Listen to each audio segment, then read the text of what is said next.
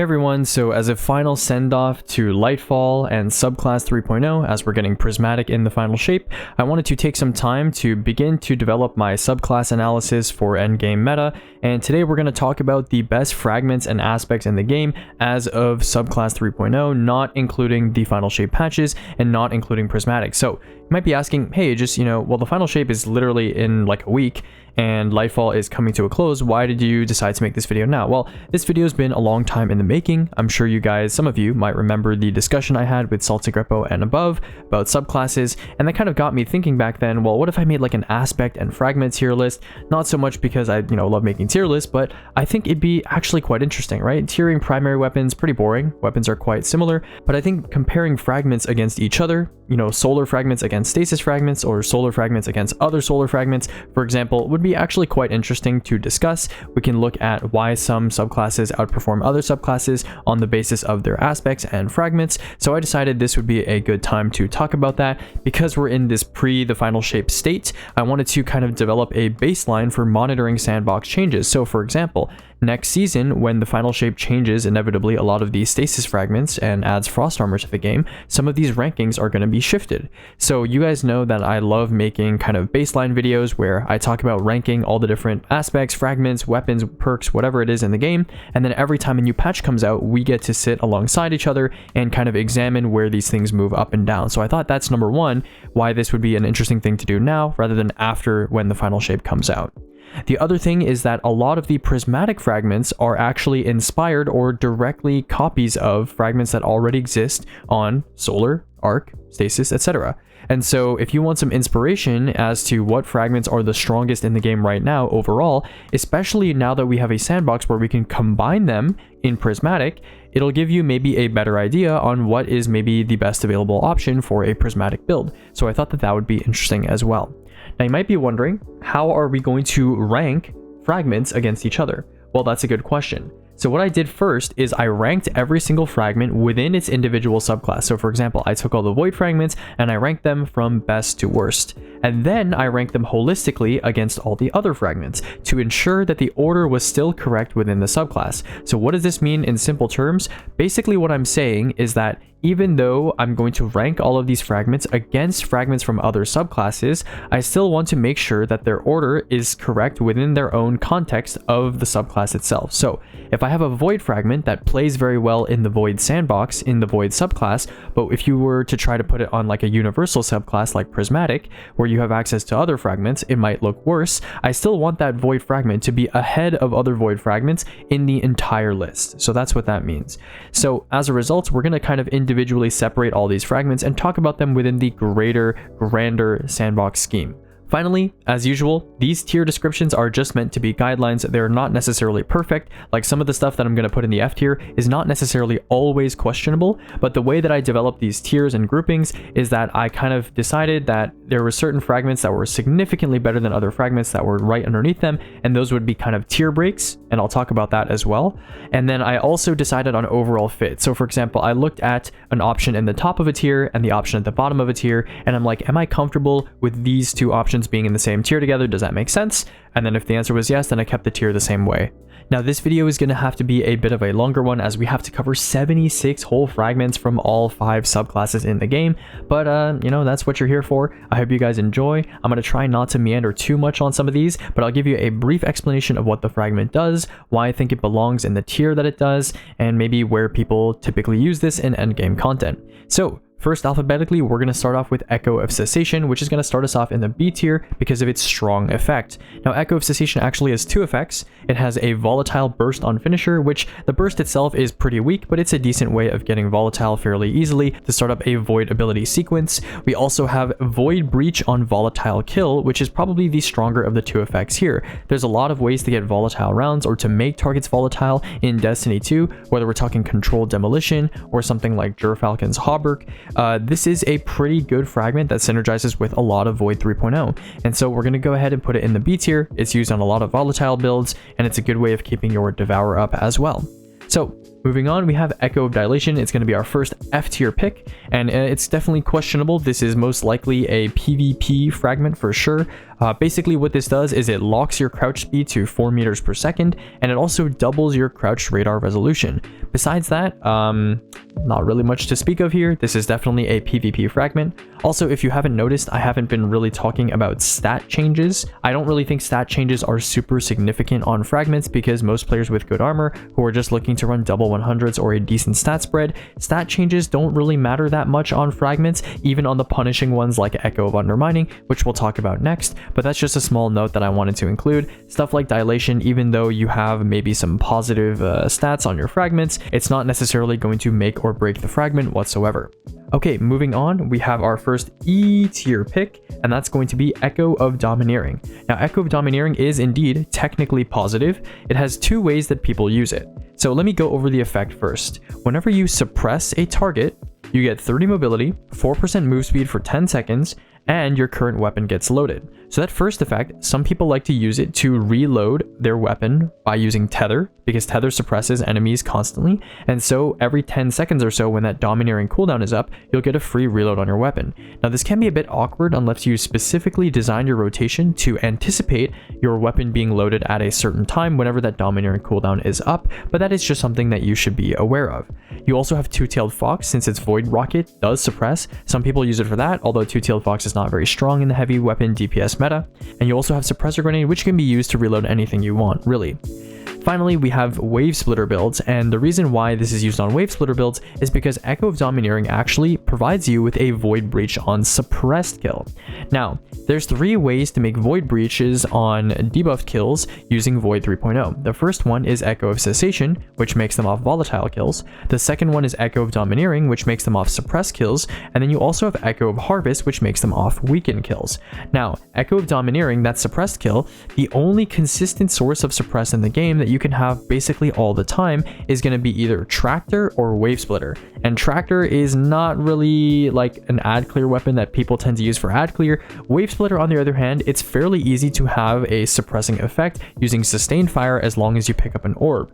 And so some people, when they choose to make Wave Splitter builds, Domineering is a good choice because you have a ready supply of Void Breaches every 5 seconds, like we've talked about, but that certainly is not enough to pull this thing out of E tier for being used with one singular weapon and being just pretty decent. Next up, we're going to talk about Echo of Exchange. Now, Echo of Exchange is going to be our first D tier option. Now, this might surprise some of you. A lot of people use Echo of Exchange with Echo of Provision on subclasses like Void Titan in order to keep a cycle of abilities like grenades and melees flying left and right. Now, the problem with this is that it's 7.5 to 25% of your grenade on a melee kill. And unfortunately, on Void Titan, Void Warlock, and Void Hunter, you're not really getting melee kills that often and that safely. The only thing I can think of being used with this, besides the occasional, shield throw, which is not up as often as I'd like to make use of this fragment as much as I'd like, is maybe glaive builds. And glaive builds are, of course, relatively niche, not super explored right now, so maybe in the final shape if glaive builds get even stronger. For example, Stylus Executioner is being changed to work with glaive melees, but for now, I'm just going to have to give this a D tier because it's just so niche. Getting constant melee kills so that you can proc the effect of Echo of Exchange is just not something that's accessible in the Void sandbox. Okay, next up we have Echo of Expulsion. Now, Echo of Expulsion, you get an explosion on a Void ability kill. This one's going to go in the D tier as well, and it's going to go slightly lower than Echo of Exchange. Now, for those of you that are interested, when this video is over, I have a spreadsheet, which I'm sure some of you guys are aware of already, called the Endgame Analysis spreadsheet, where every single fragment here is ranked and tiered from 1 all the way to 76. That's what I'm referencing right now, but of course, it is YouTube, and people do like seeing tier lists that are kind of laid out this way, so I'm interested to kind of talk about the tier list in a more visual form. But if you are a fan of just seeing the rank from top to bottom, then you can go ahead and check out that spreadsheet. The link will be in the description. Anyways, back to Echo of Expulsion. Now, the reason why this fragment finds itself in the D tier, despite sounding pretty decent on paper, is that it doesn't really have a space in the sandbox or in void builds right now, because on Warlock it's not really necessary. On something like Controverse Vortex, where everything inside of your Vortex grenade is probably going to die to the nade itself because the radius is so large. On Titan, you know, it doesn't really stack very well with Controlled Demolition, at least from what I've seen. It basically does the same thing Controlled Demolition does, but doesn't really add much to it. And on Hunter, you usually tend to prioritize other fragments that are more essential to a void build than something like Echo of Expulsion, which will make your volatile effectiveness a little bit more strong, but you'll have to sit out on some other fragments that people tend to prefer over Expulsion instead, so it's kind of difficult to find a space for this fragment to breathe. Next up, we're going to be talking about Echo of Harvest. Echo of Harvest is also going to be in the B tier, and it's going to be slightly lower than Echo of Cessation. Now, Echo of Harvest has two key components. It has a 10-second internal cooldown orb generation on weakened kill, so anytime you weaken a target, maybe you do like a snare bomb near a target, or you throw a weaken grenade and then you kill it, it'll drop an orb. And it also drops a Void Breach on weakened kills like we mentioned earlier when we were talking about Echo of Domineering. Now, Weaken is unfortunately, yes, it's a little bit easier to access than Suppress, but it's nowhere near as easy to access as Volatile, so that's why you see Echo of Cessation a little bit higher than Echo of Harvest here. Weaken kills are not as easy to come by, but it is nice to get Void Breaches fairly often. It's pretty nice for sure, and Echo of Harvest is definitely a fragment that I would consider to be universal, as I've written down in the spreadsheet here, and I believe it to be something that you can basically slot into any Void build. If you're just missing a fragment, you want to throw away fragment to slot in there, it's very diverse, very versatile. Next up, we have Echo of Instability. Now, those of you who are familiar with volatile rounds builds, this one tends to be a core fragment in those builds, especially if you're not running something like Gerfalcons, which gives you that uptime very often. Now, this is also going to go in our B tier. It's going to go a little bit higher than Cessation, and the reason for this is because a lot of the Void subclasses, specifically Titan and Hunter, tend to have very weak ability add clear compared to something like Void Warlock, Solar Warlock, Arc Hunter, etc, etc. And so as a result, you have to rely on your weapons, and what's the best way to get volatile rounds outside of something like Controlled Demolition or Gerfalcons? Well, that's right, it's this fragment, Echo of Instability. Now, just being able to get some volatile rounds for 11 seconds on all your void weapons from one grenade kill is pretty solid, as long as you can keep your grenade uptime fairly high. And I would say on Void Titan, Void Hunter, with all of the fragments that are available, the exotics that are available, the fact that you get your grenade back from getting devour kills, I would say it's fairly frequent that you have this fragment active, and so I would say it's a pretty solid option for weapon add clear if your abilities are more utility or defense focused rather than add clear focused. Next up, we have Echo of Leeching. Now, Echo of Leeching is also going to be going into the E tier, and it's going to be going right over Domineering. Now, this might come as a surprise to some of you because on paper, Echo of Leeching sounds pretty decent. The effect Echo of Leeching has is it gives you health regen to your allies, so not just you, but to your nearby allies every time you get a melee kill. And so that sounds pretty good, right? It's health regen every time you get a melee kill. Maybe you could use it on a glaive melee build, but then you have to remember that this fragment is attached to a subclass that has Devour. And so if you have Devour, and the proc requirement is a kill, you're going to be restoring all of, if not at least, some of your health pretty much every time you get a kill, as long as you have Devour up. And of course, every single Void build these days actually tries to have Devour up as much as possible, so the whole point of this fragment is kind of null and void. And so the only place I could see you maybe wanting to use this is maybe on something like a glaive build where you can stack health regen and Devour on top of each other so that, you get that full health, and then you also start regenning after that as well. It's a little bit more sustained, maybe in case you run out of Devour in some niche situations, but really Echo of Leeching doesn't have much of a place in the sandbox compared to the other Void fragments, and certainly compared to the rest of the fragments at large. Next up, we have Echo of Obscurity. Now, Echo of Obscurity is going to be our first S tier pick. It is absolutely playstyle defining. Now, a lot of people were complaining that the 3.0 subclasses kind of merged class identities. Hunter on Void used to be the sole provider of invisibility, and there was a lot of debate about this, a lot of concern, and Echo of Obscurity is one of those fragments that kind of merged the capabilities of the classes together, because now you can get invisibility on both Void Warlock and Void Titan, and not just Void Hunter anymore. So this has really expanded the defensive capabilities of stuff like Void Warlock and Void Titan, especially if you're playing a finisher playstyle on something like Severance or Aeons. This is a really solid finisher. It just makes it that much easier to go for finishers, especially in conjunction with mods like Proximity Ward. So I'm gonna have to give it an S tier. It's absolutely excellent, very clutch, great fragment to have for neutral assistance on any Void build. Next up, we have Echo of Persistence. Now, Echo of Persistence, some people were arguing for it to be an S tier. I'm going to go ahead and slap it in the A tier because it's just a neutral universal fragment. It doesn't do anything insanely mind-blowing or game-changing, but Void is a subclass that demands high uptime on defensive and offensive utility. Specifically, we're talking about invisibility and devour. Now, having a lot of invisibility is obviously very helpful for subclasses like Void Hunter, and having a lot of devour is obviously very helpful anytime you want to be aggressive in extended encounters where maybe you may not be able to chain kills as quickly as you'd like.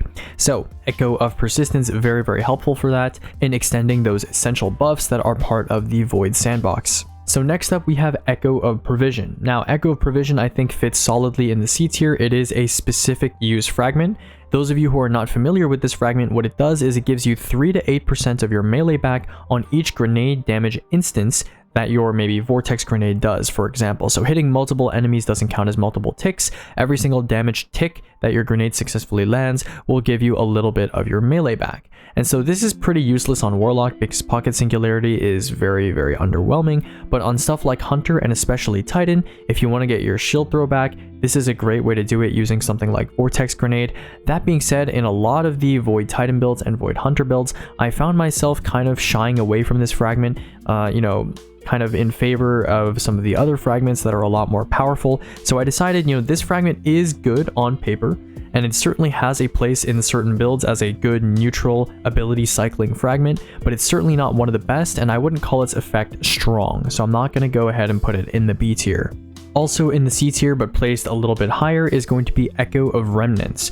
Now, Echo of Remnants provides a 25 to 55% increase to your Void Grenade duration. Now, on classes like Titan and Hunter, where your Void Grenades are not really doing the heavy lifting besides just applying Echo of Undermining or maybe Controlled Demolition to your enemies, really on Void Warlock, this is where this fragment shines, specifically with Controverse Hold. Now, with how long Controverse Hold has been an absolutely solid build in this game, Echo of Remnants just had to push this up to C tier. Besides that, this fragment is not super amazing on some of the other classes, some of the other builds, and I didn't really opt for it unless I was on Controverse, but it's still a very strong fragment with a good effect. It's just a specific one. Next up, we have Echo of Reprisal. Now, the compendium, which you guys can check out if you want more details on any of these fragments, doesn't really list any specific values for Echo of Reprisal, and so I wasn't super sure on where I should put this, but anecdotally, some of my teammates have been using this in speedruns to get their tether back very quickly. A lot of people have been using this in Onslaught and have had very solid results with getting their super back very quickly. The way this works is that it gives you more super energy, and it scales with how many enemies are within basically shotgun distance of you, so 8 meters or so. So if you're getting kills, beside a lot of thralls, beside a lot of dregs, and you're kind of tether farming, this will allow you to get a lot more super back a lot more quickly. So I'm going to go ahead and put this in the C tier, a little bit above Remnants, because I think that effect is pretty strong. Now, it does depend on how strong it is. I'd probably be able to move it up or down if I knew more, but just anecdotally, I think it is strong enough to be close to the top of C tier. Next up, we have our second S tier pick in this entire list, and that's going to be Echo of Starvation. Now, Echo of Starvation, not to spoil anything, is the second best fragment on this list. I am ordering them within tier, so this is in fact rank 2 on the spreadsheet. So what does Echo of Starvation do that makes it so damn good? Why is it the silver medalist in this competition among 76 contestants? Well, the reason is this is one of those fragments that spread Devour from Void Warlock to Void Hunter and Void Titan. And all you need to do to get Devour is pick up a single orb or Void Bridge, but mostly the orbs. And in a sandbox where you can generate orbs just willy-nilly, as much as you can, as much as you want, at the drop of a hat, it is so easy to just pick up an orb and get all of your health back. This is one of the most clutch fragments out there for solo gameplay, for underlight gameplay, for challenge gameplay. It's just such an excellent fragment that brings a new dimension to survivability that Void subclasses kind of lacked, especially if we're talking stuff like Void Titan, Void Hunter. You of course have your invisibility, but having access to a heal on kill effect on Void, on subclasses that typically didn't have them in the past, this is absolutely phenomenal, and I'm sure most people will agree with this pick. It is absolutely a play style defining and shaping fragment, and that's why it belongs in the S tier. Next up, we have Echo of Undermining. I'm going to go ahead and put Echo of Undermining in the B tier, and so it's going to place right above Echo of Instability. Now, a lot of you might be surprised about this. Maybe you think Echo of Undermining deserves to be higher. Well, Echo of Undermining is a grenade weaken effect, so anytime your Void Grenade hits something, it's going to go ahead and weaken that target for 5 seconds. Now, weakens, as you know, Void weakens are 15% debuffs compared to something like Tractor Cannon, which is a 30% debuff, so this is a decent substitute for when you're maybe doing some DPS and you want to debuff a boss and maybe your tether has run out or nobody's on Tractor. It's a decent option to debuff. Now, the problem with this is that it's not nearly as impactful as something like Radiant in solo play, which is a buff, but it's a 25% buff. It's fairly easy to extend, and it's fairly easy to get as well. Your Void Grenade is simply not up enough and often enough to make this really a worthwhile, very, very universal uptime on that 15% debuff, and even when that debuff is going to be up, it's only 15%. So even ignoring a boss TPS context, yes, this makes all your grenades debuff targets for 15% in a group, but realistically speaking, that's not really an insanely important effect. Yes, this is helpful, but I would consider it to be more of a yes, it's a strong effect, but I wouldn't call it an essential pick like some of the stuff in A tier. Certainly when I was making a lot of the Void builds for my endgame build compilation, I really kind of didn't use Echo of Undermining as much as I thought I would, and so I'm going to go ahead and place it in the top of B tier. Finally, to round out our Void 3.0 fragments, we have Echo of Vigilance. Now, Echo of Vigilance is going to land itself at the bottom of E tier, and yes, it is technically positive. It gives you a small Void overshield for 5 to 7.5 seconds whenever you're in red health and you get a kill, but it does have an 8-second internal cooldown, and most people perceive this to be a PvP fragment. We talked about this before. Echo of Leeching is in the same tier for similar reasons, because if you're critical health and you get a kill on Void, there is a high chance that you have Devour, so you're going to be healed to full health anyway, and a lot of endgame content, this fragment is not really going to be a make or break when it comes to clutching up compared to a lot of the other stuff that you have available to you on Void 3.0. And so as a result, I'm going to go ahead and put it at the bottom of E tier. A lot of people that I asked that have used this fragment kind of perceive it to be a waste of a fragment slot compared to a lot of the other strong fragments on Void 3.0. Moving on to our solar fragments, we have a lot of bangers here, and let's start it off with Ember of Ashes. Now, Ember of Ashes, I'm going to place it at the bottom of A tier. I do consider it to be an essential pick, but just only barely, and that's because a lot of these solar builds that I know of are focused on at least getting an ignition, working towards an ignition, or focusing entirely around ignitions and scorching. And so as a result, Ashes tends to be at least a decent pick no matter what kind of solar build you're using. Now, there are a lot of solar builds where I forego Ashes because it's not necessarily my highest priority. It's certainly not an S tier fragment, but it's still very good.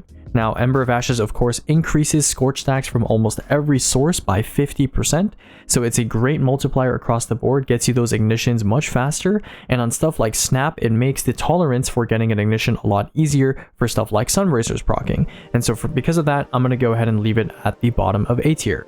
Next up, we have Ember of Beams. Now, Ember of Beams, yes, is technically positive, but I didn't really feel like it belonged with the rest of E tier. I think its effect is simply not strong enough. Now, those of you who are not aware, Ember of Beams makes it so that your Blade Barrage and Daybreak projectiles now have stronger tracking and homing towards targets. Now, you might think, oh, that sounds good for Blade Barrage, right? It makes it track to bosses more easily.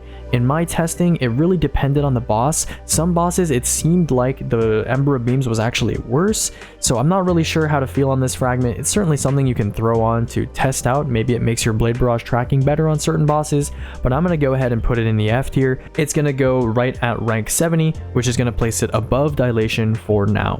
And next up, we have our third S tier pick for 3.0 fragments, and that's going to be, of course, Ember of Benevolence. Now, Ember of Benevolence provides a 5 times multiplier to your ability regen for 6 seconds just for applying a solar effect to one of your allies, which is really easy to do with Ember of Torches by placing a healing rift near your teammate, throwing a healing grenade at them, popping heat rises near them, placing a well near them. There's so many ways that you can proc Ember of Benevolence, it's crazy. The only thing holding this fragment back is the fact that obviously you can't use it solo. But besides that, You can really use this in any build that has Healing Grenade equipped, that has Ember of Torches equipped, so basically all solar builds, and it'll excel. 400% ability regen, this is post buff of course, is absolutely insane. And I think this fragment's a little bit slept on. People don't talk about it as much as they should, and that kind of level of ability regen often only comes from good exotics, or from fragments that you'll see later on we'll talk about are much more restrictive than just saying, hey, heal your teammates, place a rift on your teammates, etc, etc. So very, very strong. The only thing holding it back, of course, is that it doesn't do much in solo. Coming up right above Echo of Remnants in the C tier is going to be Ember of Blistering. Now, Ember of Blistering, what it does is it gives you 8 to 25% grenade energy every time you get an ignition kill. Now, the problem with some of these lower ranking solar fragments, which you'll see more of in a second, is that a lot of them are balanced around the idea that you get ignition kills very frequently. And without artifact assistance, there are not that many builds that get ignition kills as frequently as, say, for example, a Strand build might get a suspended kill, or a Stasis build might get a frozen kill, right? So solar uptime on ignitions is not nearly as high as some of these other subclasses. Now, of course, that's made up in spades by a lot of the other solar effects, which you'll see in the upper ranking tiers, but the reason why this is going to go ahead and place in the C tier is because it's really only strong on stuff like maybe Consecration or Caliban's Hand. Specifically Consecration, it's really great because you can actually get ignitions fairly often on Consecration as long as you're getting your melee back a lot, and it gives you more uptime on stuff like Thermite and Healing Grenade. So again, it makes sense that this fragment is in the specific use tier because it does really have a specific use. Right above Ember of Blistering, we're going to go ahead and place its friend Ember of Char. Now, what does Ember of Char do? Every time you ignite something, it's going to go ahead and spread 40 to 60 Scorch to nearby enemies that are not the original ignited target.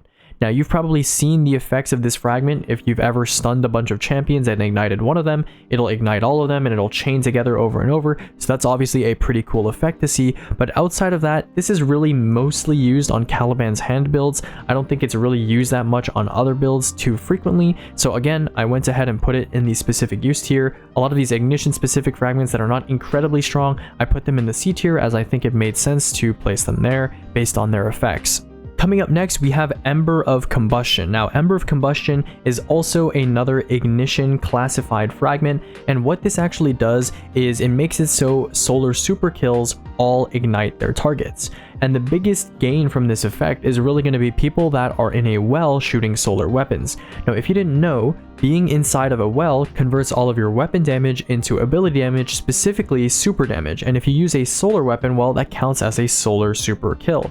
And so if you were to place down a well and use something like Hierarchy of Needs to blow up a bunch of ads, all of those ads that you kill will all also ignite. And so Ember of Combustion also makes fire sprites off these kills, so you get some ability regen back. And so this was part of a Hierarchy of Needs Phoenix Protocol build that was making the rounds a couple seasons ago. I'm planning on playing that build out, seeing if I like it, and I'll kind of give you guys my analysis of that build in the future when we make the build series, which will probably be next season at this point as I'm running out of time. But I'm going to go ahead and put this fragment in the D tier. It's going to be placed right above Echo of Exchange in the very niche tier. Next up, we have Ember of Empyrean. Oh boy, what a fragment this is. I don't think this is going to surprise anyone when I go ahead and put it in the S tier. Now, one of the things related to solar is that unlike Devour, it doesn't naturally extend on kills, even though the effects are very strong. Getting healing all of the time increases your aggression and defensive sustain on the battlefield plenty, and of course Radiant is one of the strongest subclass effects in the game compared to stuff like Amplified, makes that look like a joke. And so the problem with Solar 3.0 was that you can't really extend these effects naturally without a fragment. And so here is that fragment, Ember of Empyrean. What a strong, strong effect. So Devour, when you get kills, it extends Devour. Ember of Empyrean makes it so that you can extend both Restoration and Radiant together. And not only does it extend tier 1 Restoration and regular Radiant, but it also extends tier 2 Restoration, which is such an incredibly strong effect.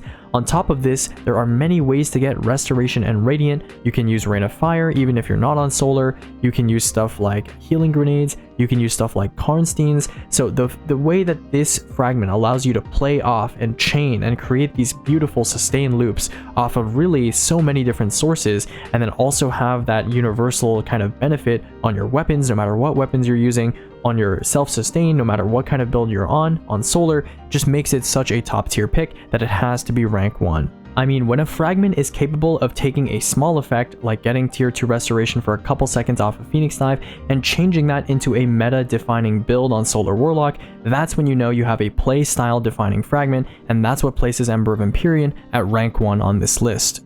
Now moving down the list, we have Ember of Eruption next. I'm going to go ahead and place that in the D tier right above Echo of Expulsion. Now this fragment, if we're just looking at its effects, is not that great. It makes your ignitions 20% bigger. 20% in practice is not actually that large when I was playtesting it. Now there are a lot of ignition builds that would benefit from this. For example, Caliban's Hand, Gunpowder Gamble as a build element, Consecration. Any of those builds would technically benefit from this. It is a positive effect, but is it one that's really strong like Benevolence or Empyrean or even Ashes?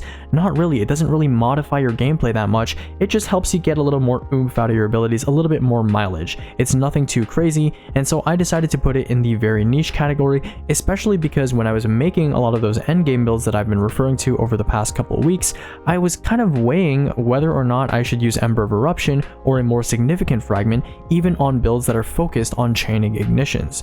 And so because of that, I'm going to go ahead and put it in the D tier for very niche.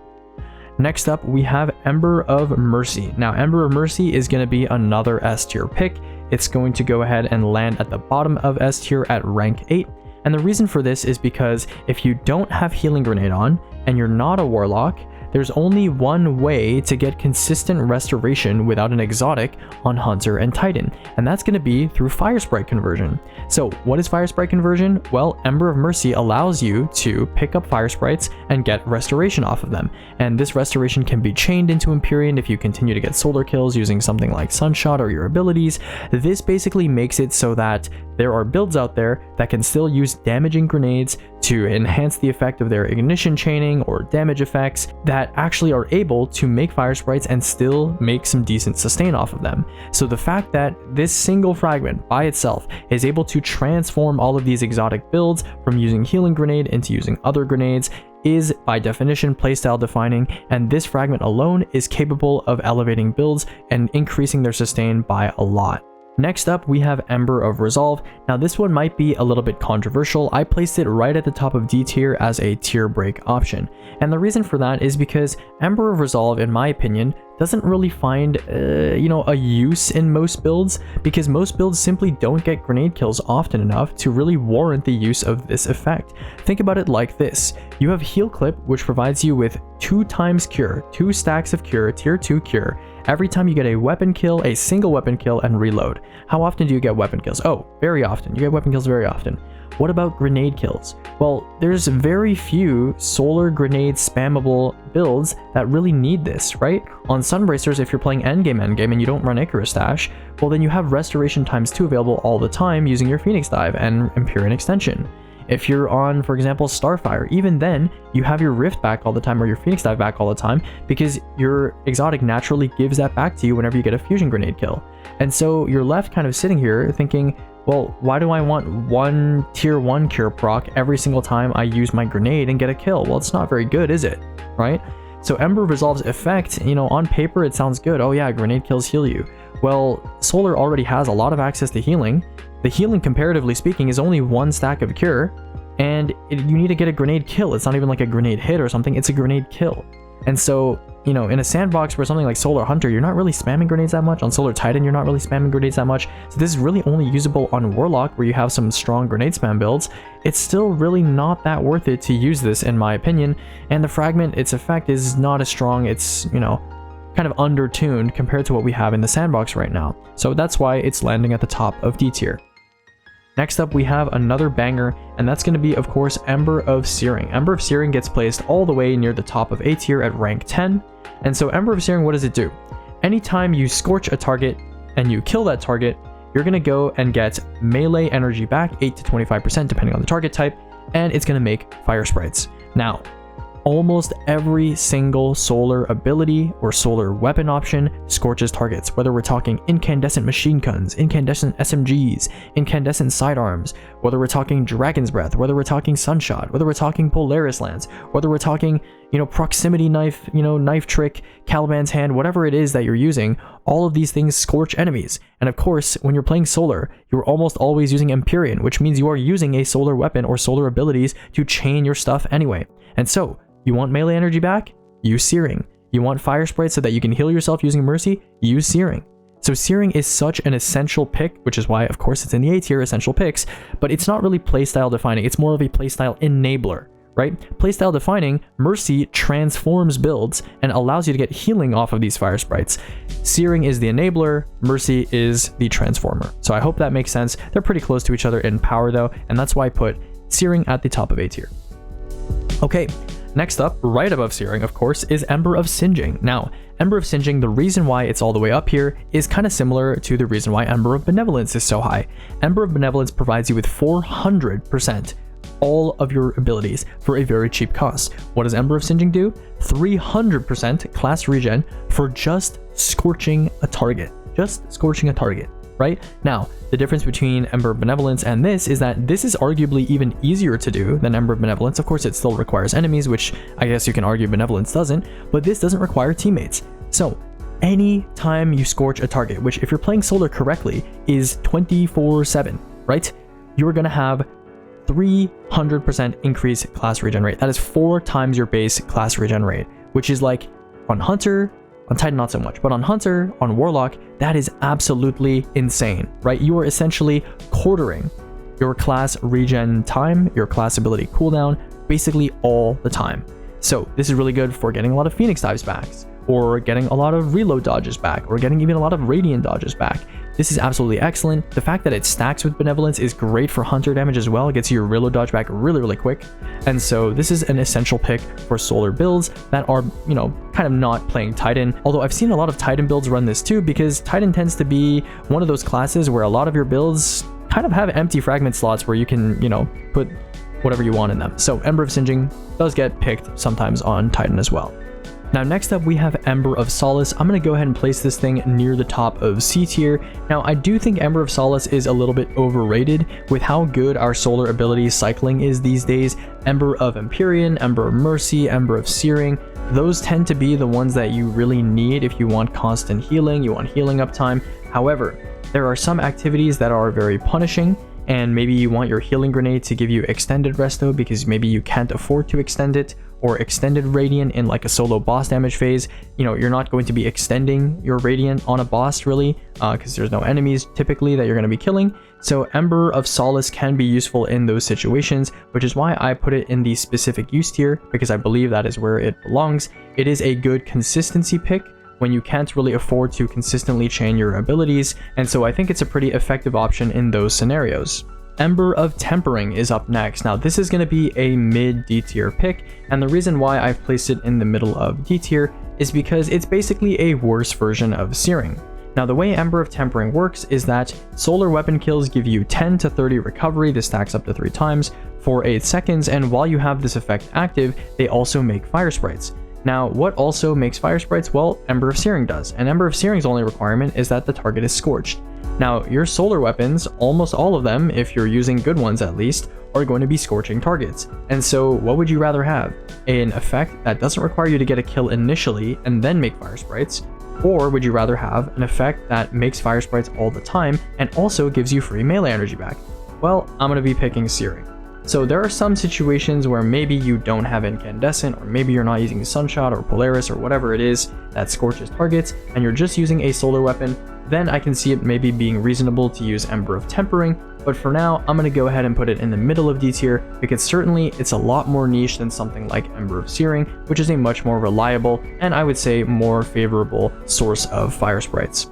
Now, to no one's surprise, coming in at rank 3 on this list is going to be Ember of Torches, another S tier pick from the Solar subclass list, and I don't think I need to explain why this is an S tier. To provide your teammates with a Well of Radiance level buff on classes where you have stuff like infinitely refreshable Throwing Hammer, or Knock 'em Down that's infinitely refreshable if you get kills with it.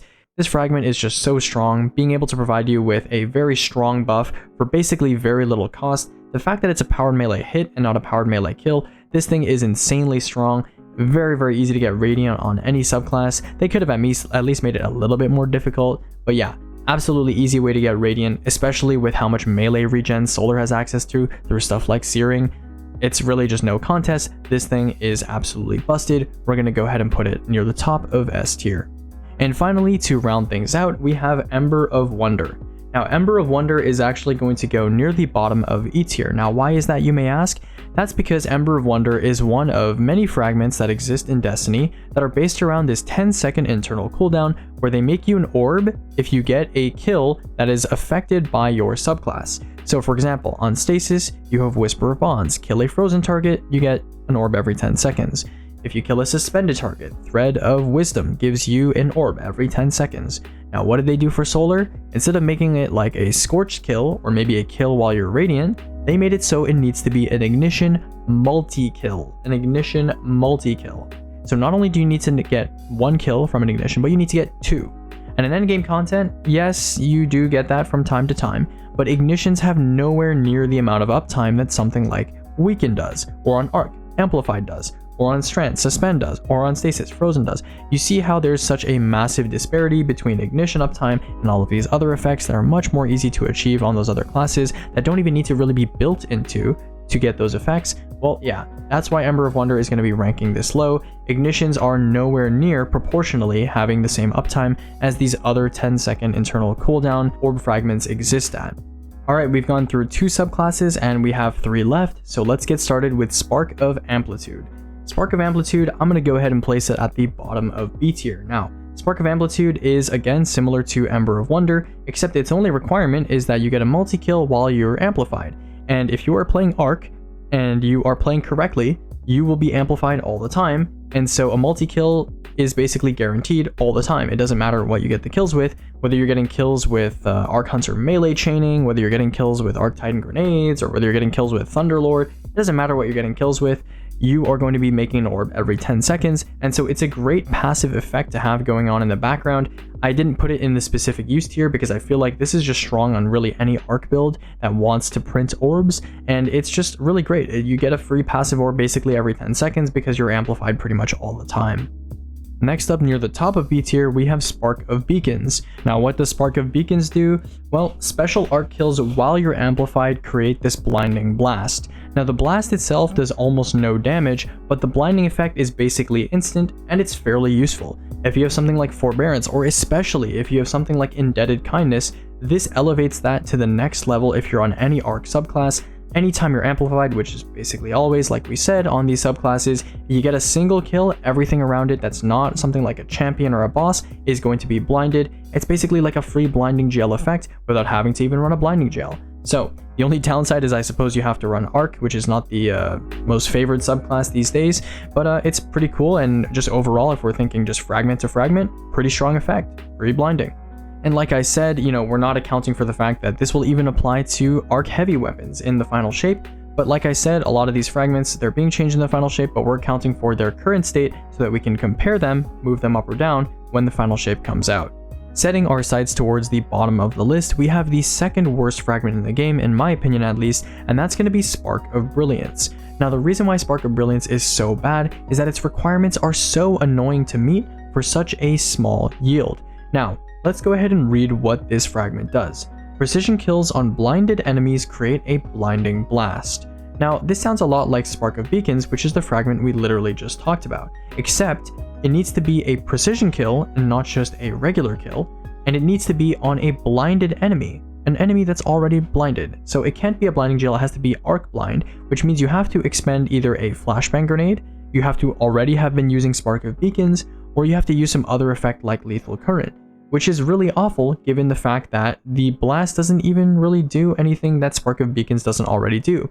I went into some ad clear encounters and I tried using this with and without Spark of Brilliance on top of Beacons, and I almost really couldn't notice a difference. So Spark of Brilliance, it's just a more annoying version of Beacons. I'm not sure why they haven't reworked it yet, but for now I've put it so low because its requirements are just ludicrous to meet. Once you've already met those requirements, Beacons is already active, so it's basically useless. Now, moving our sights back up to the higher tiers, we have Spark of Discharge up next. We're going to go ahead and lodge him right between Harvest and Cessation. And so what does Spark of Discharge do? Anytime you get arc weapon kills, it progresses a counter depending on the enemy type, and once you fill this counter up, it's equal to 3 red bars, you're going to spawn an Ionic Trace. And so Ionic Traces are of course very beloved by arc classes, very useful, you get a bunch of abilities back, and on some classes there are some synergies that Ionic Traces can help play into.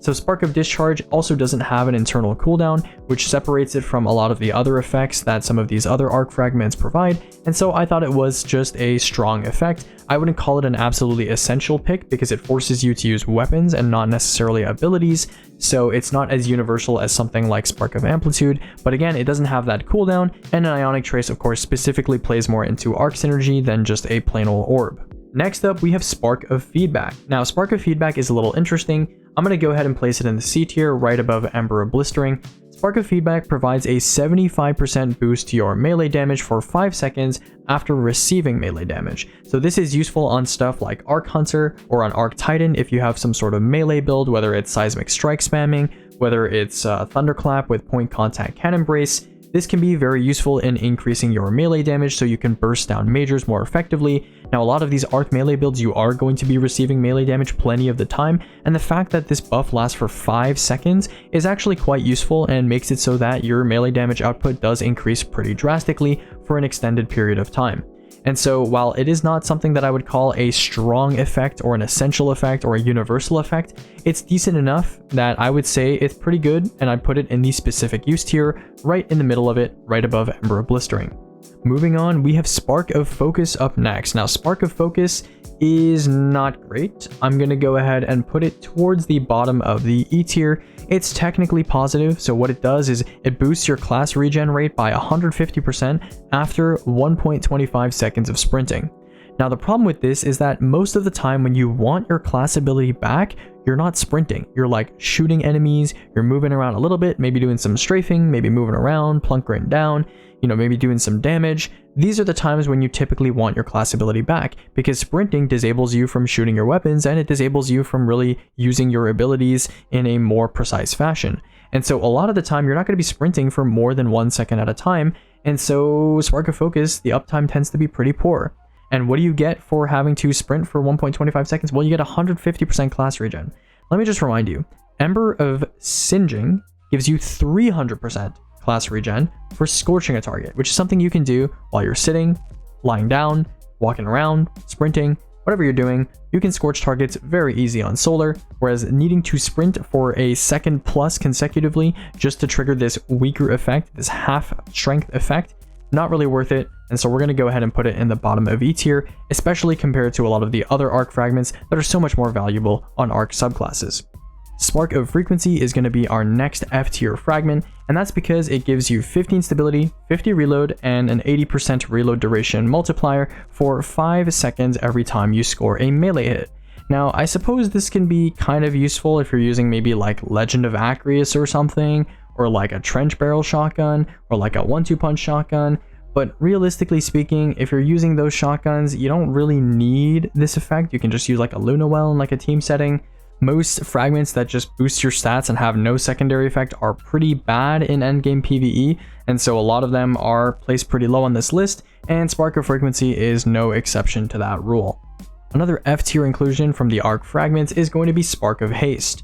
Now, a Spark of Haste is pretty bad. It gives you 20 mobility, resilience, and recovery after 1.25 seconds of sprinting. So basically, it gives you an even worse effect than the 150% class regen that Spark of Focus gives to you, but for the same kind of pretty annoying requirement, where if you're running away, you're kind of not really doing anything. And in endgame PvE, you tend to be trying to increase your uptime on abilities and weapons and damage, etc. while you're playing the game. And so just having a relatively minor stat bonus just because you sprinted for a second is pretty useless and definitely something worthy of being in the questionable tier. Now, coming in right above that, a lot of arc fragments in the bottom tiers is going to be Spark of Instinct. Now, Spark of Instinct At first glance, doesn't sound horrible, right? It says you get an arc jolting burst whenever you receive damage at critical health, and there's a 15-second internal cooldown.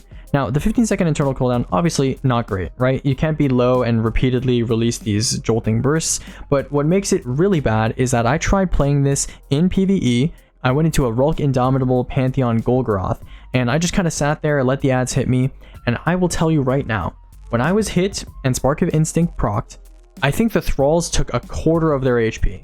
So this Arc Jolting Burst, not only is it pretty useless because Jolt is pretty easy to come by, I would say, it's also does no damage. That burst does absolutely no damage. It doesn't even blind the targets or anything like that. It doesn't stagger them. It does literally nothing. So on top of having a pretty long internal cooldown, this is very clearly a PvP fragment, and so it deserves to be down in the bottom tier for an endgame PvE tier list. Now, thankfully escaping the F tier, we have Spark of Ions, which I'm going to place near the top of C tier. Now, the reason why this isn't in the B tier with Spark of Amplitude is that a jolted target is a little bit harder to come by than just having to be amplified and getting multi-kills all the time. Now, you know, Jolt isn't horribly difficult to come by. Obviously, Volt Shot is very easy to proc. Stuff like Spark of Shock makes all of your grenades jolt, but I wouldn't say the uptime is so high that you can consistently proc this fragment the second its cooldown is out, compared to, you know, Spark of Amplitude, where you're basically making orbs for free every 10 seconds all the time. And of course, not all arc builds are going to necessarily build around Spark of Ions. There's a lot of arc builds, for example, that when I was making my endgame builds list, I chose to use Amplitude, which is a more passive universal fragment compared to Spark of Ions. Now, Spark of Magnitude is up next. I'm going to go ahead and place it underneath Ember of Solace, right below the two we were talking about just now. And Spark of Magnitude is the grenade enhancing fragment on arc. What it does is it makes your lightning grenade fire 5 bolts, your pulse grenade now fires 8 pulses, and your storm grenade lasts longer. And so this can be useful on grenade focused arc builds, for example, Hoyle Titan, Armamentarium Pulsinate Titan, maybe something like Fallen Sunstar Warlock can make use of this so that your grenades get more mileage.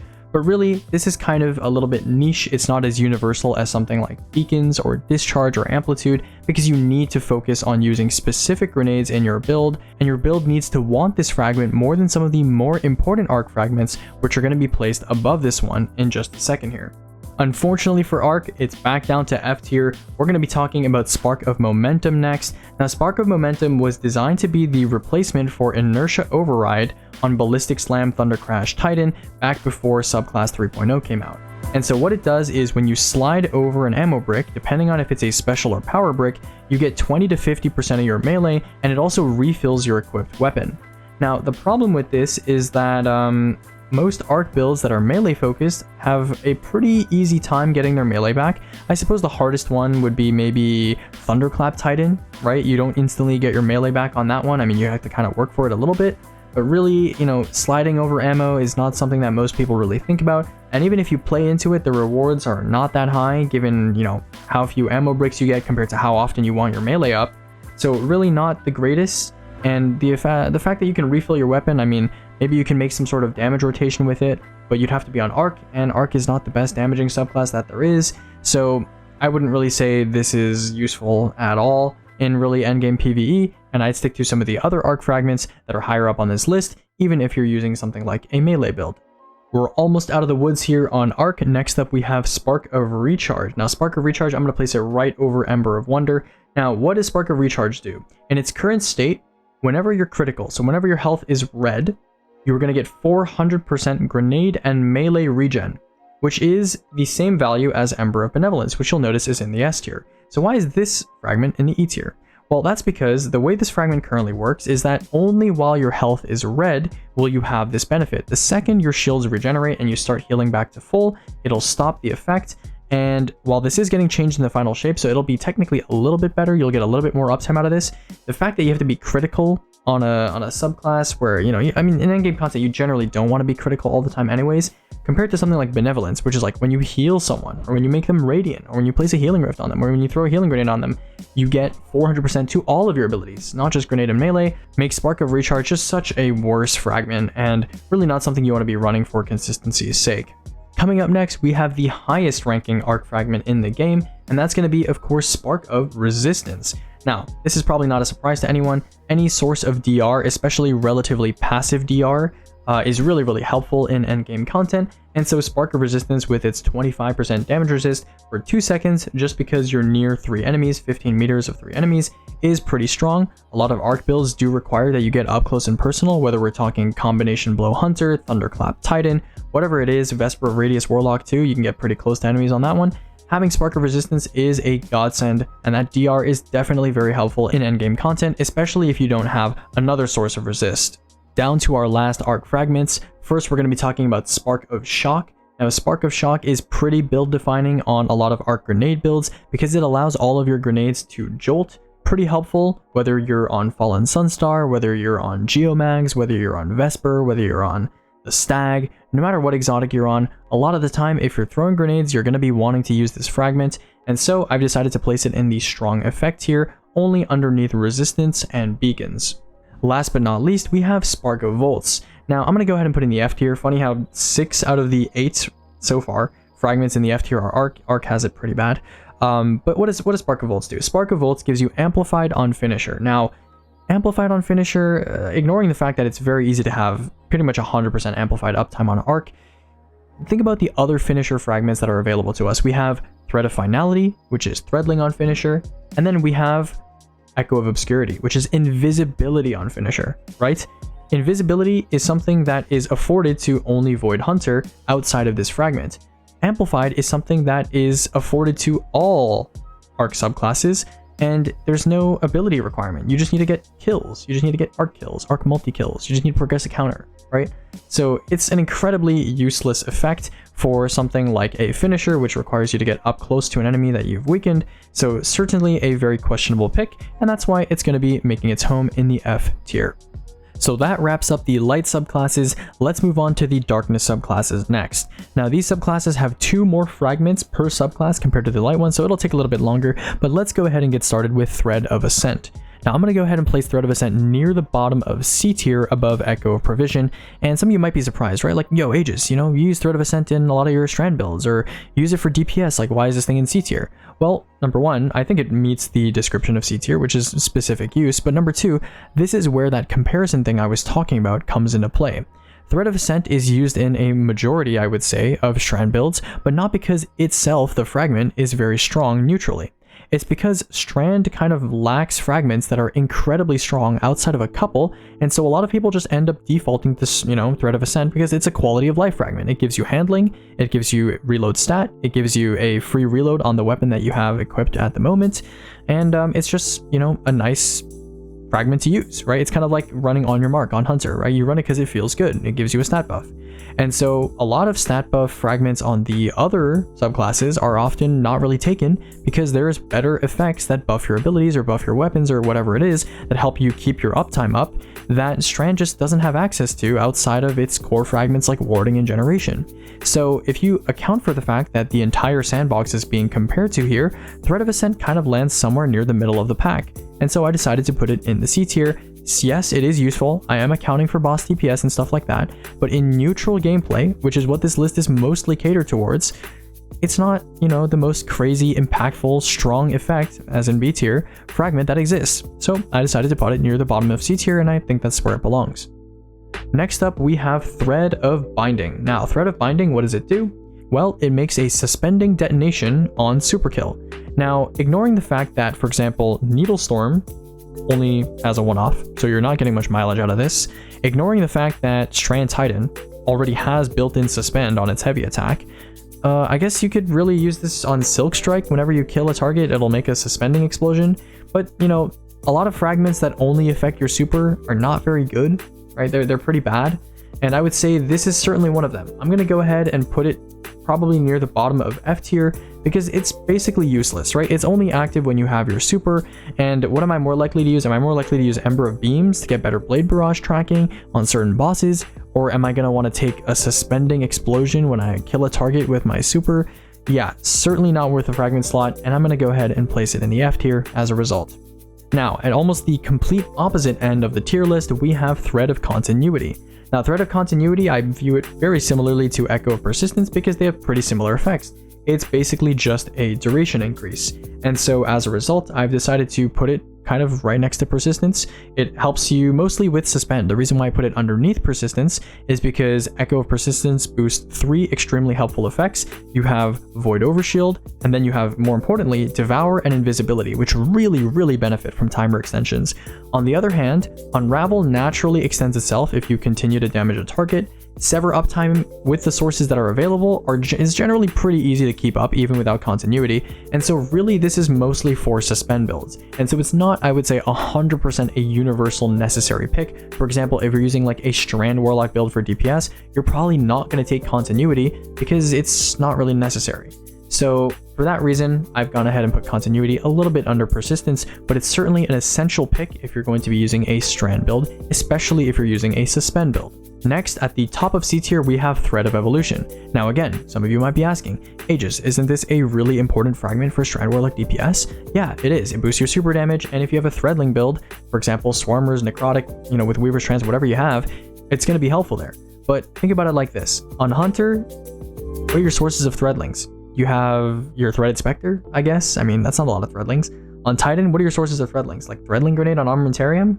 Not great, right? So this is kind of mostly restricted to Warlock. Warlock tends to be like, it's the Broodweaver after all, right? It's mostly the Threadling class. And so as a result, Thread of Evolution is kind of restricted more to Warlocks. And on top of that, it's not even 100% necessary on Warlock, depending on the type of build that you're going for. And so I had to put it in C tier. It is, of course, one of the best specific use fragments, which is why it's at the top of C tier, but I hope that explains its placement.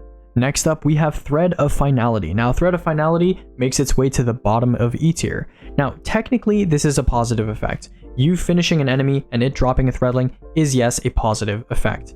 But is this really a solid pick? Well, someone in my chat told me to try this out on Titan with Severance Enclosure, because apparently the number of Threadlings that drop from the target scales with the target that you finish. So when I finished a champion, I believe it dropped 4 Threadlings, which is not bad. But Threadlings are, I don't know, one of the weakest subclass entities in my opinion. Their tracking is questionable, and their ability to take down enemies in high level content where the health bars are scaled and thick, it's really quite questionable. And so even if you made a finisher build around this on Severance Enclosure, I would much rather use something like a Void Severance Enclosure build to stack Obscurity and something like Cessation. This is really just kind of questionable in my opinion, and so I put it at the bottom of E tier. Yes, technically a positive effect, but I wouldn't call it one that's worth using. Next up, we have Thread of Fury. Now, Thread of Fury is going to make its way right between Ascent and Provision. So what does Thread of Fury do? You get 10 to 30% of your melee anytime your Tangle damages something. So a lot of people are super familiar with this on Strand Titan, because on Warlock, I mean, you can use this if you really wanted to, but it's not absolutely essential that you get your Warlock melees back, at least this season. Maybe next season with the new Warlock Needle melee exotic, it'll be more useful, but for now at least, not super useful on Warlock. On Hunter, your melee, you get a lot of refund back just from catching it after it chains anyway, so again, and Hunter melee is not that strong, so really, people use this to get Frenzied Blades back. But in my opinion, and I think in most Titan players' opinions, this is just a nice to have filler fragment. It's not a gameplay defining fragment. It's not a strong effect fragment. Yes, it's useful because you throw your Tangle at enemies and you get Woven Mail from Tangle all the time. It's a natural part of the Titan gameplay loop, but it's a fairly small chunk of melee energy, and it's also not absolutely essential because most of the time on Titan, in this sandbox at least, you're using grapple melees. Frenzy Blades are just nice, but you get those back pretty quickly anyway, thanks to Into the Fray. Next up, we have our first Strand S tier fragment, and that of course has to be Thread of Generation at rank 4. And so Thread of Generation, I don't really think I need to explain this one. I think a vast majority of Strand builds in this game could not exist at the level that they do without this fragment. This fragment single-handedly transforms Strand into a subclass with incredibly long grenade uptime. For example, Suspend grenades have very long grenade cooldowns, into one where you can use stuff like Unraveling Projectiles, or Wolfpack Rockets, or Osteostriga, or any weapon that has a lot of projectiles, a lot of damage going out, to really fuel getting your grenade back as quickly as possible. So what's better than, a cooldown reduction like Ember of Benevolence? Oh, I know, Thread of Generation. You literally do damage, and instead of multiplying your base grenade regen, it literally gives you chunks of your grenade back just for doing damage. And so Thread of Generation, I think any subclass, like we said, we're comparing these fragments across all subclasses, across like a universal sandbox, any subclass would love to have this fragment, and so that's why it's placed so high in this tier list. It's absolutely playstyle defining. Coming up next, we have Thread of Isolation. Now, Thread of Isolation is, in my opinion, the most underrated fragment in the game, and that's because even I wasn't aware of what it did. Well, I was vaguely aware of what it did, but I didn't realize that it was so easy to proc. So the way Thread of Isolation works is that depending on the weapon type that you have, getting multiple precision hits makes a target emit a severing burst. And so this severing burst obviously severs a target and anything near it. If you're not familiar with Sever, Sever is a 40% damage reduction to the outgoing damage from that target. So this is kind of useful if you're using something like maybe Final Warning or any sort of other kind of primary that allows you to get a lot of precision hits in neutral gameplay, but where it really shines in my opinion is in stuff like contest mode raiding. If you're a div user and you're on Strand, simply diving a target will make it do 40% less damage to your team. In a sandbox where Well is now getting nerfed and Bubble's getting nerfed and damage reduction sources are kind of a craze right now, having div available with Thread of Isolation is absolutely excellent. Now, I did say that I was ranking these fragments based on the current sandbox, and the current sandbox does have Well, but looking towards the future and just acknowledging the fact that Thread of Isolation exists, I think is a good thing for this tier list, because technically when I say I'm analyzing these fragments as they are right now, Thread of Isolation can be used to do this right now. I mean, you could go into a raid boss, into a master raid or a pantheon or whatever, and you can div the target on Strand, and you can reduce its damage to you and to your environment and to your teammates. So it's absolutely very powerful. I haven't really tested this thing in terms of neutral gameplay and using it just as I go about. I think Sever is kind of a bit weaker when you're trying to kill lower health targets because they tend to die before they really pose a threat to you if you're playing aggressively. But on a raid boss or something like that that's trying to stomp you, spew fire at you, this is an essential pick maybe going forward for some teams that decide to use it. Thread of Mind is up next. I'm going to place that right below Spark of Discharge. Now, the reason why Thread of Mind, despite it being basically only meant for suspend builds, is not in the C tier, in the specific use tier, and is instead in the strong effect tier, is because all three Strand subclasses, Warlock, Hunter, and Titan, can make use of this to some degree. For example, Titan has Abeyant Leap with Dranger's Lash. Obviously, getting your class ability back allows you to suspend more targets. Killing those suspended targets then gives you your class ability back. Natural synergy, right? Hunter, I don't think I need to explain this one. Ensnaring Slam, that's basically the same thing as Dranger's Lash, converts your class ability into a suspend effect. And then of course you have Warlock, where healing rifts are always, nice to have, whether you're on Weaver's Trance, whether you're not on Weaver's Trance, it's just a nice thing to have. So of course, Thread of Mind is going to make its way into the B tier. You get 10 to 30% of your class ability back just from getting a suspend kill. And I would say after reviewing a lot of these kind of 10 to 30% like ability chunk intervals that a lot of these fragments are giving, 10% for a minimum is pretty good for one kill. So I would say Thread of Mind deserves to be near the bottom of the B tier. Coming up next is Thread of Propagation, which I'm going to put at the top of E tier. Now, what does Thread of Propagation do? For those of you that are not familiar, Thread of Propagation gives your Strand weapons unraveling rounds for 8 seconds when you get a powered melee kill. Now think about endgame content and think about the powered melees that are available to all three Strand classes. On Hunter, you have a rope dart. You're not really gonna kill a lot with that most of the time. On Warlock, you have your needle melees. You usually just use these to apply Unravel to an enemy, but generally speaking, you're not gonna get a lot of kills with these. Strand Titan, on the other hand, has Frenzied Blade, and Frenzied Blade does a lot of damage, especially when you pair it with a 1-2 punch shotgun. And so this really tends to only be used on Strand Titan, and it's really only used to fill that kind of role of maybe giving your Navigator or your Swordbreaker anti-barrier capabilities once you've Frenzied Bladed something and killed it. And so this is really, really niche. It's so niche to the point where I didn't even want to put it in the very niche category, because even when you're playing the only build in the game where it makes sense to use this, it's still very situational and you tend to not really use its effect. I've seen plenty of people use this in their builds, and then I watch their gameplay and it almost never comes up. Even if you play intentionally towards it, it almost never comes up in discussion, and it almost never comes up in practice. So I decided to put it near the top of E tier, and it's technically a positive effect, and it's one of the best ones in the E tier, one of the ones that you're maybe most likely to use, but in the grand scheme of things, an incredibly uncommonly used fragment. Right above that, we are going to place Thread of Rebirth at the bottom of D tier. What does Thread of Rebirth do? Well, it's kind of like Spark of Discharge, except for Strand. When you get Strand weapon kills, you're going to spawn Threadlings after you progress a counter. Again, 3 red bars equaling the total of the counter depending on the enemy type that you get. And Thread of Rebirth, yeah, the number of threadlings you get is, first of all, it's maximum 3 if you kill like a boss or a mini boss. And so it's pretty disappointing. Obviously, like I said, threadlings, given the quantity of them and how much damage they do, even with Thread of Evolution, pretty pathetic, the damage that they do, and their tracking is, again, kind of questionable. And so technically, yes, this can be used, and if we get really good strand ad weapons in the future, like the Strand Rocket Sidearm that's been teased for Final Shape, I can see this maybe, you know, being used in some builds. But besides that, this is pretty weak. Yeah, and you know, for getting 3 kills, 1 threadling, a lot of fragments on this list will do a hell of a lot more with just 3 kills, or even just 1 kill. Thread of Transmutation is up next. Now, I think this is going to be another controversial placement. I placed it near the bottom of E tier. So you might be thinking, Thread of Transmutation, I see everyone run this on like Titan, or even on like Warlock, or on Hunter. Like, why is Thread of Transmutation so low? That's a good question. So this game has an internal cooldown on subclass object creation, right? Whether it's fire sprites, tangles, whatever it is, it's 10 seconds, right? And so there is a way to bypass this tangle cooldown, and Quicksilver Storm is capable of doing so using its Catalyst option to create tangles, using its Strand mode. However, Thread of Transmutation does not bypass this cooldown.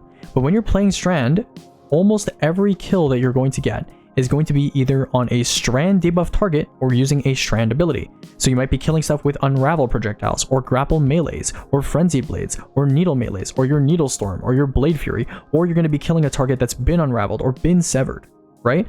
And so as a result, or been suspended, more importantly, and as a result, you're basically going to be meeting the requirements to make a tangle on 99% of your kills. And so this kind of, you know, when you have Woven Mail, your weapon kills make tangles thing is only applicable to that 1% of time where you're killing a target not with a Strand ability, it hasn't been Strand debuffed, and for whatever reason you're killing it with a weapon and you already have Woven Mail, right? And so this doesn't increase the spawn rate of your tangles, it just covers that 1% of time where you're playing a Strand build and for whatever reason you want to tangle and the enemy, you can't needle melee it to unravel it, you can't suspend it with an Ensnaring Slam or a Drenger's Lash. So I don't know, I think this is one of the most overrated fragments out there. I think a lot of people in my chat agreed when we were talking about this. They said that this is a pretty overrated fragment and it's kind of basically useless, even though, like the E tier implies, it is technically positive. Now, coming up in the S tier, we have Thread of Warding. Now, I did mention, notice how there are a couple Strand fragments that are in the S and A tier, and then a lot of the fragments are kind of scattered throughout the other tiers. And so I think Strand kind of has a couple really, really core fragments, and then the 4th fragment or your 5th fragment or like your 3rd fragment, like whatever it is, it kind of varies depending on what you kind of want to play. And so that's why a lot of people, like I said, opt for Thread of Ascent, because it's like a quality of life choice when you don't need something like Thread of Mind or Thread of Evolution. So pretty cool. Anyways, Thread of Warding, this is probably going to be one of the fragments that gets changed in terms of tier or placing as a result of the final shape changes. The Woven Mail uptime is going down to 5 seconds instead of 10, but in its current state, this is absolutely giga busted.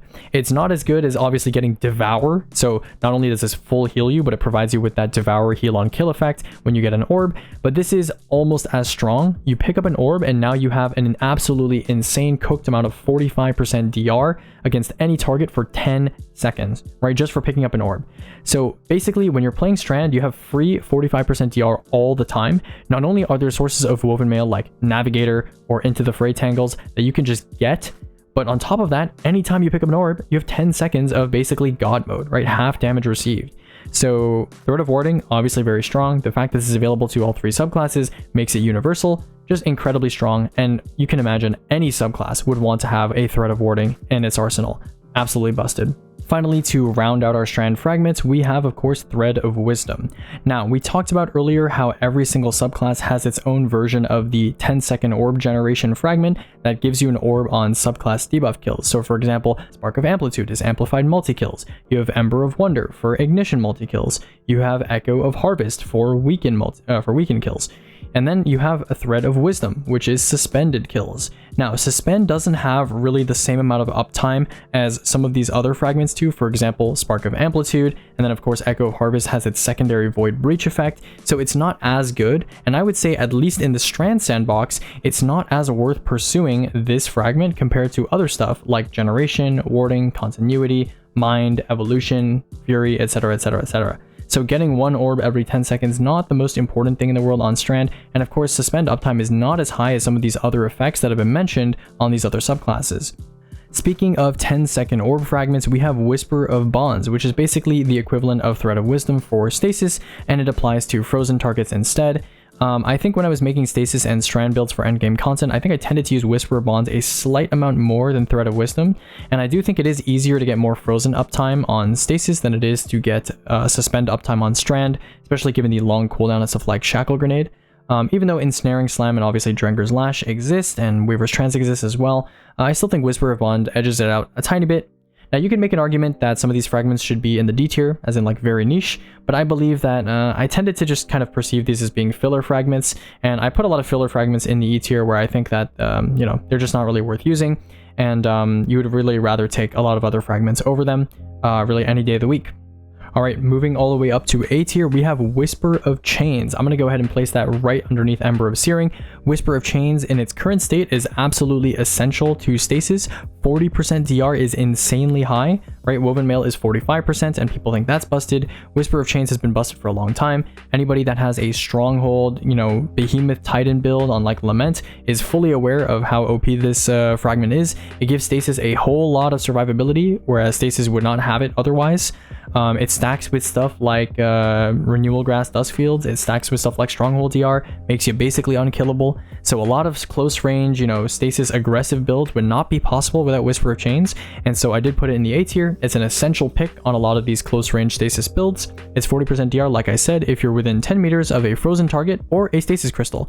Importantly, a stasis crystal can be thrown down at any time. You don't need enemies, you don't need anything. You just throw it down and you have that resist. You don't need to pick up an orb, you don't need to get a multi-kill, and so it's pretty convenient to use Whisper of Chains. Obviously, next season, when this fragment is completely reworked to support Frost Armor, we'll talk about it then, maybe move it up, maybe move it down. We'll talk about it when we get there. Whisper of Conduction is up next. Now this one's going to go smack in the middle of E tier, and so I kind of struggled with this one for a bit because it actually does see some use in Rhyme Overshield builds, and I've made a couple of those on Stasis Hunter and Stasis Titan, but unfortunately, I mean, it is really just a filler fragment. It's a quality of life fragment. You absolutely could live without this fragment. It is technically positive, and I wouldn't say it's questionable. Like, I wouldn't like question someone as to like why you're using Whisper of Conduction or something like that. It is usable, certainly, in a build. But in terms of its actual effect, right, we're comparing fragments on an individual basis here, and if we just look at the effect is, if you sit near your shards, your stasis shards, they come to you, which is like, you could just walk to them, right? Like, so it's not really like a particularly useful effect. It's just kind of nice to have. It's a quality of life fragment, and so I put it in the technically positive tier, which is where I believe it belongs. Next up, we have Whisper of Durance. Now, Whisper of Durance is kind of similar to Echo of Persistence. It's similar to Ember of Solace. It's similar to Thread of Continuity. And what it does is it just extends the slowing and duration of all of your stasis abilities. And so that's pretty important, right? On a subclass / class that is primarily focused on CCing enemies, crowd control, slowing, freezing. This is really important, right? It makes all of those things last longer, arguably even more important than some of these other fragments that extend stuff like Restoration and Radiant. So I'm going to go ahead and put Whisper of Durance right underneath Thread of Continuity for being as essential as it is. Next up, we're going to talk about Whisper of Fissures. Now, I was a bit of a Whisper of Fissures doubter. I did some testing on stream because on paper, in the Destiny Data Compendium, you can see that Whisper of Fissures seems like it doesn't increase the damage a lot. The secondary damage instance that it adds to your shatters is pretty low damage, and I thought that when I did some testing, the radius was not that high. However, the real true effect of Whisper of Fissures that makes it shine is not when you shatter a crystal. When you shatter a crystal, the damage increase, not very high, and the radius increase is quite minimal. Really, where it shines is when you shatter a frozen target. We did some testing, for example, on Osmiomancy Warlock. I took Whisper of Fissures on, I took it back off, and I played it in some like -15 Pantheon. And I was clearing some ads, and I discovered Whisper of Fissures really makes it so that when you shatter a frozen target, that freezing wave that it spreads out is very important to the potency of stasis. And I would assume that it's the same way on a Hunter Duskfield build, on a Titan Glacier build, whatever it is, I would assume that it's the same way. So don't read into the crystal shattering too much. I mean, obviously that's helpful as well, but really it's when you freeze a frozen target and you shatter it, and that kind of shattering explosion, that wave that travels outward, is really helpful in spreading your stasis chains and making that effect that much more potent. So as a result, I've decided to put Whisper of Fissures in the B tier. We're going to put it right below Spark of Shock, and we're going to call it and leave it there. Next up, we have Whisper of Fractures. Now, Whisper of Fractures, technically a positive effect, and so I'm going to put it in the E tier, right? It's going to go right above Echo of Vigilance, which is right here. Now, Whisper of Fractures, what does it do? It gives you 2.5, that's right, 2.5 to 5% of your melee per second if you're surrounded, which is like probably one of the weirdest fragments, like one of the weirdest requirements, and one of the weirdest benefits, I suppose, that you can get from a fragment combination. But let's think about this for a second. What stasis subclasses, what stasis classes, I guess, really value their melees? Well, Hunter, I mean, your melee, you can get it back from dodging. There's other stuff you can get it back from, like Refraction. And I don't know, I mean, I guess you're surrounded on Hunter sometimes if you're on like Renewal Grasps, but would you really rather use like Refraction and, you know, try to get melees back? Not really, your melee's not that strong. What about Stasis Warlock? Well, your melee is decent for getting you out of a pinch if you need to like freeze a champion that's chasing you down or something. But besides that, not really, not great. What about Titan? Yeah, not great either, unless you're using Howl of the Storm. And if you're using Howl of the Storm, well, there's a lot easier ways to get your melee back than sitting around enemies and just being surrounded for a while. And so 2.5 to 5% of your melee per second, even if you're surrounded and you hit the max requirements for this thing, you need 20 seconds to get your melee back. Yeah, not great.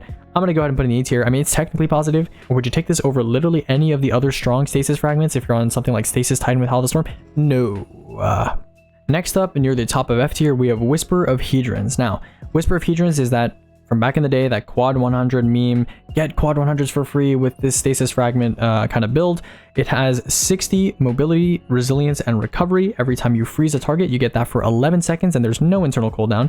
Now, this fragment was clearly designed to be used in PvP, and in my opinion, it should kind of stay that way. I mean, would you rather have this over another fragment that enhances your stasis abilities? Certainly not. I mean, you're probably already running 100 resilience, and in terms of mobility, really only Hunter is going to appreciate that. I mean, I suppose the recovery is kind of nice, but yeah, I mean, I can see myself maybe using this in some weird contrived scenario on Hunter, where I tend to not run too much mobility on Hunter on a lot of my endgame builds, because it shares the same tree as like resilience in stat subgroups. But yeah, besides that, I don't know. Hedrons, pretty questionable fragment choice. A lot of the other stasis fragments are pretty strong, I would say. Stasis is a subclass that tends to be perceived as kind of weak, but a lot of the fragments are actually pretty decent, and I expect with the final shape, once that comes out, a lot of them will get even stronger, but certainly not Hedrons, at least for PvE. Coming up next, we have Whisper of Hunger. That's going to sit right above Thread of Ascent. Whisper of Hunger makes it so that you receive 50 to 75% more melee energy per shard that you pick up. Now, stasis shards, a lot of people, you know, they like building into them because it gives them their melee back, or it gives them Rhyme Overshield. Now, for the most part on Warlock and Hunter, stasis shards not super helpful for the most part. This is mainly a Titan pick. This is really for people that use Hoarfrost Z, or for people that use ACD 0 feedback fence with like Howl of the Storm. This gives you back way more melee energy so that you can spam Howl of the Storm a lot more often, get even more crystals, and get even more melee energy. So this is really, again, a specific use fragment, right? You really mainly use this on Stasis Titan, and it's mainly for when you're using Howl of the Storm and really trying to recycle your shards as much as possible. This is definitely an essential fragment there. All right, and after that, we have Whisper of Impetus. Now, this might be a surprising placement, right? I've made damage builds recently that you guys have seen where I use and abuse Whisper of Impetus with like a hand cannon and Nessus Ablation and a Cascade Bait and Switch Edge Transit. So you might be wondering, you know, why don't you like Whisper of Impetus? Why is it so low? Well, again, this tier list is looking at the game as a whole, all endgame content. Obviously, damage rotations are part of endgame content, but Stasis Hunter right now is not really preferred in like super underlight content. And Whisper of Impetus is largely, I would say, pretty useless on Stasis Warlock and Stasis Titan. Now, on Stasis Titan, a funny interaction, breaking your Howl of the Storm crystals and damaging enemies does actually trigger Whisper of Impetus, which is, I suppose, kind of cool. But is this a fragment that you would take over all of these nice neutral fragments that you can run on Stasis Titan, Hunter, and Warlock? Even on Hunter, where you have that, you know, fast regenerating shuriken, you have access to a dodge that can give you your melees back, I would still not really take Whisper of Impetus if I was going into endgame content the vast majority of the time, which is why I've put it in the very niche tier, where something like Thread of Ascent, you do get a stat buff, and of course, you know, it kind of makes sense to use Thread of Ascent on a lot of strand builds given the, you know, the presence of generation, whereas this is kind of like, you know, it doesn't make as much sense to use Whisper of Impetus, at least in my opinion. Now, Whisper of Refraction is up next. Now, compared to Thread of Mind, they do pretty much the same thing. Whisper of Refraction gives 9 to 50% of your class ability back on stasis debuffed kills, so they can be slowed or frozen. Whereas Thread of Mind, you know, it gives you 10 to 30% of your class ability back, but the enemies have to be suspended. So I would consider Whisper of Refraction to be more universal. You can use it on any stasis subclass or build, whereas, you know, Thread of Mind, you have to use it on a suspend build, which not all strand builds are suspend builds, right? So that's why I kind of think that Whisper of Refraction deserves to be just a smidge higher. And obviously it has a little bit better scaling depending on how chunky the target is, what class the target is. Next up, we have Whisper of Rending. I'm going to go ahead and place that right underneath Solace in the C tier, and it kind of fits the specific use mantra of the C tier perfectly. I mean, it's basically just for when you're using something like an exotic primary, maybe Virgilus Curve or something like Cerberus +1 to use with maybe Stasis Titan, Stasis Hunter, whatever it is. It really makes a lot of sense to use Whisper of Rending there to break your crystals faster and also to do more damage to frozen targets. Of course, I have to mention the fact that Malfeasance and Lucky Pants, as well as Warden's Law and Lucky Pants, do more damage to frozen targets temporarily, which makes Rending kind of a DPS fragment as well, but these are niche enough that I'm willing to put this thing in the C tier rather than in something like the B or A tier, especially because this is really motivated around primary gameplay, which is not necessarily all of these sandbox. It doesn't boost heavy or special weapons in any way.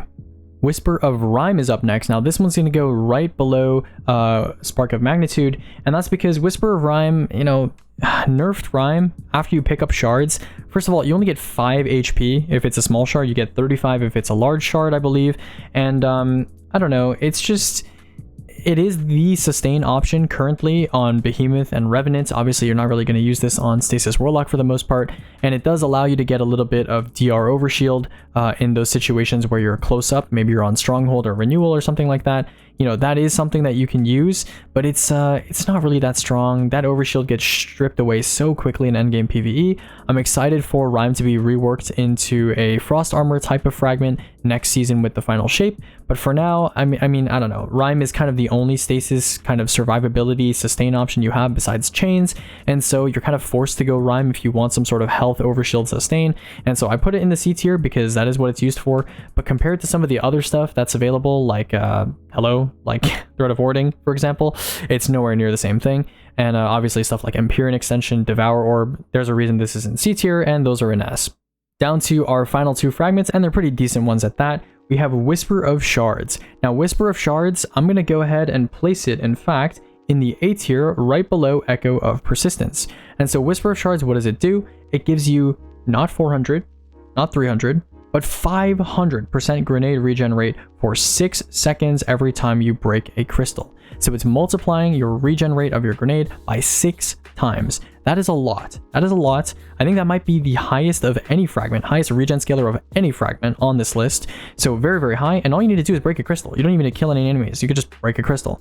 And so if you're using something like Glacier Grenade, this is an obvious, easy, positive feedback loop of just getting your abilities back over and over and over. And so if you're on Stasis Hunter or Stasis Titan, where you're generally playing around crystals a lot, this is an absolutely essential pick. Just like how Thread of Generation is absolutely essential for Strand, I think Whisper of Shards, some Stasis builds would just not be playable without it. So it's an absolutely essential pick. I wouldn't say it's as playstyle defining or as universal as Thread of Generation, but it's certainly very useful and certainly something you should not leave behind when you're playing Stasis. And last but certainly not least, we have Whisper of Torment. Now I think Whisper of Torment's a little bit overrated, and the reason for that is because you get 5% of your grenade every time you take damage, but it has a 1-second internal cooldown. Now it is doubled if you're critical, but that's generally an edge case. So basically, if you're taking sustained damage over the course of 20 seconds, you will get a grenade back. And so that's a long time. I mean, remember, I made fun of Whisper of Fractures for giving you a melee back if you were surrounded for 20 seconds. Now, granted, I think taking damage is obviously a better passive requirement than being surrounded. And also Whisper of Torment doesn't vary. It doesn't go from 2.5 to 5%, it's only 5%. So it is quite a bit better, but I think it is a bit overrated, and I do think it is more of a, hey, you know, I have an open 4th fragment in my stasis build, what should I take? Oh, okay, I'll just take Whisper of Torment.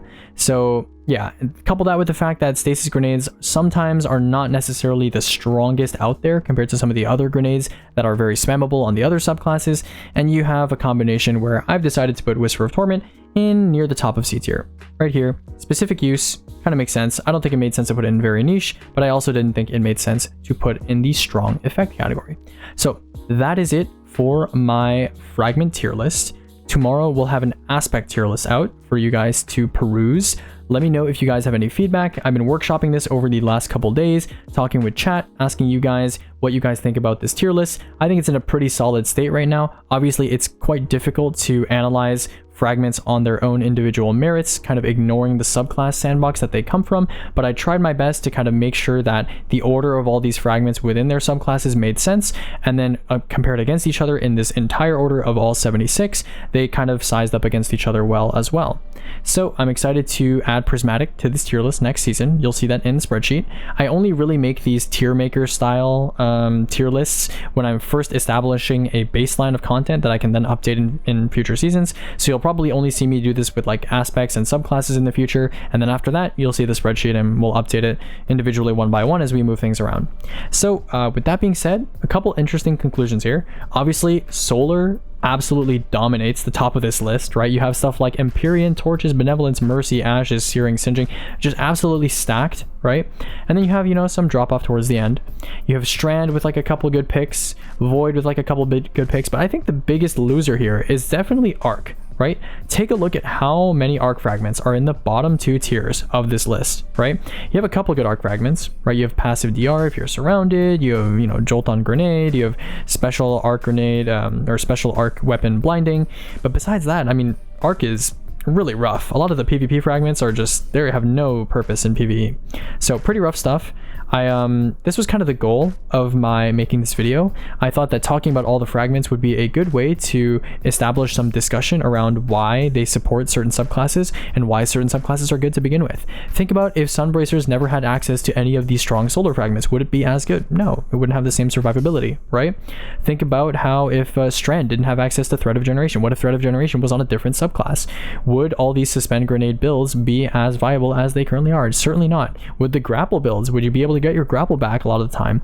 Certainly not. So very interesting stuff, and I'm excited to see you guys discuss this. Tomorrow we'll talk aspects, which I think is also a very interesting discussion that obviously is even more core to subclasses and individual classes, subclasses, compared to just elements, which obviously all solar classes share the same fragments. So yeah, I'm excited to talk about that. After that, we'll make a video talking about the final shape kind of shopping list. I'll make day 1 videos, and then the final shape will be upon us. So I will see you guys later, and if you sat through all of this, bless you, and I hope you enjoyed. Bye bye.